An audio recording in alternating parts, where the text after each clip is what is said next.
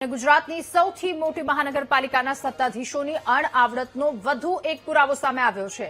ઢોલ નગારા અને તાઇફા સાથે કરાયેલો વૃક્ષારોપણ સમારોહ માત્ર નામનો જ રહી ગયો। મહાનગરપાલિકાના સત્તાધીશોએ વૃક્ષારોપણના નામે વાવેલા વૃક્ષોને હવે હટાવાશે। ઈસનપુરમાં ભૂગર્ભ પાણીની ટાંકી બનાવાતા વૃક્ષોનું નિકંદન કરવામાં આવશે। ઈસનપુરમાં વોટર ડિસ્ટ્રીબ્યુશન સ્ટેશન પાસે પ્લોટમાં આ વૃક્ષો વાવ્યા હતા। 1.5 વર્ષ પહેલા વૃક્ષારોપણના નામે વાહવાહી લૂંટી હવે વૃક્ષનું નિકંદન કરવામાં આવશે।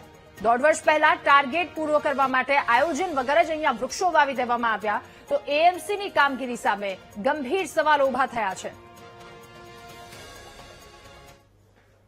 અમદાવાદ મહાનગરપાલિકાના અણધડ આયોજનની વધુ એકવાર પોલ ખુલી છે। ઈસનપુરમાં ભૂગર્ભ ટાંકી બનાવવા માટે આવે 700 વૃક્ષોનું નિકંદન કરશે। મારી પાછળ જે દ્રશ્યો દેખાય છે તે ઈસનપુર મહાનગરપાલિકાના પ્લોટમાં 1.5 વર્ષ પહેલા મિયાવાકી પદ્ધતિથી 700 વૃક્ષો વાવવામાં આવ્યા હતા। એ દ્રશ્યોમાં દેખાય છે કે કેટલા મોટા થયા છે।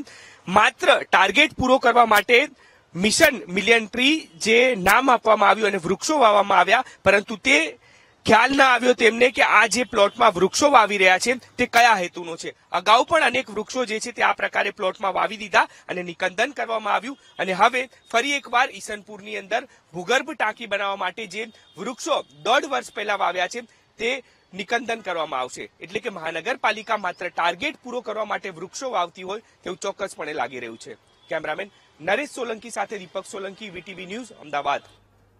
તો વૃક્ષારોપણના નામે પહેલા તાઇફા કરવામાં આવ્યા અને હવે 1.5 વર્ષ બાદ જ્યારે વૃક્ષો આટલા મોટા થયા છે ત્યારે હવે વૃક્ષોનું નિકંદન કરવામાં આવશે। ટાર્ગેટ પૂરો કરવા માટે માત્ર નામનું કામ કરવામાં આવ્યું। બુદ્ધિનું દેવાળું ફૂંકતું આ એક કામ કરવામાં આવ્યું છે। એમસીના કામગીરી સામે ગંભીર સવાલો ઉભા થયા છે।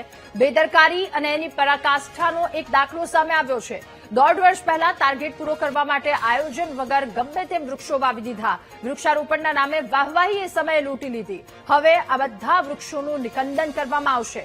ઈસનપુરની આ વાત કે જ્યાં વોટર ડિસ્ટ્રીબ્યુશન સ્ટેશન પાસે પ્લોટમાં આ વૃક્ષો વાવ્યા હતા, હવે વૃક્ષોનું નિકંદન કરવામાં આવશે કારણ કે ભૂગર્ભ ટાંકી એ પાણીની ટાંકી બનાવવામાં આવશે, જેના કારણે આ વૃક્ષોનું નિકંદન કરવામાં આવશે। ત્યારે મહાનગરપાલિકાના સત્તાધીશો કે જેમની આ કામગીરી ત્યારબાદ અનેક સવાલો ઉઠી રહ્યા છે।